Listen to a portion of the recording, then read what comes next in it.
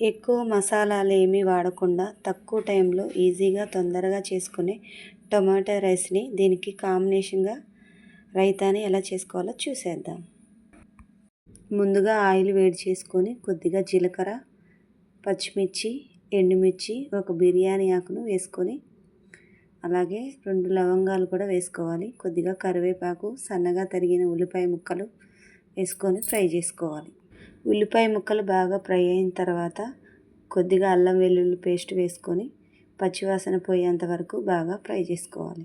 కొద్దిగా పసుపు వేసి కలుపుకోవాలి.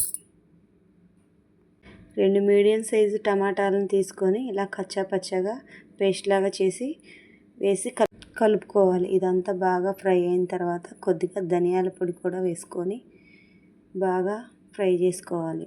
పచ్చివాసన అంతా పోయేంత వరకు, ఆయిల్ పైకి తేలే వరకు బాగా ఫ్రై చేసుకోవాలి. ఇప్పుడు మనం తీసుకున్న రైస్ క్వాంటిటీని బట్టి 1 గ్లాస్ రైస్కి 2 గ్లాసుల వాటర్ని పోసుకోవాలి. టేస్ట్కి తగినంత సాల్ట్ని ఇప్పుడే వేసుకొని వాటర్ని బాగా మరగనివ్వాలి.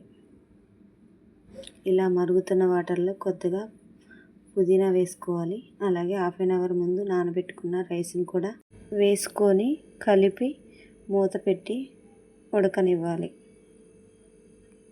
ఇలా ఉడుకుతున్న రైస్ మీద బరువు పెట్టుకుంటే తొందరగా ఉడికిపోతుంది. ఈ రైస్ ఉడికేలోపు రైతా ఎలా చేయాలో చూద్దాం.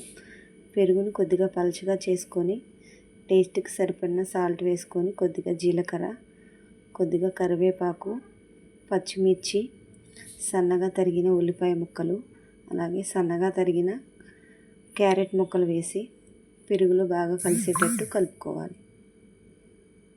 అంతేనండి, రైతా రెడీ. ఇది బిర్యానీలకు కూడా చాలా బాగుంటుంది.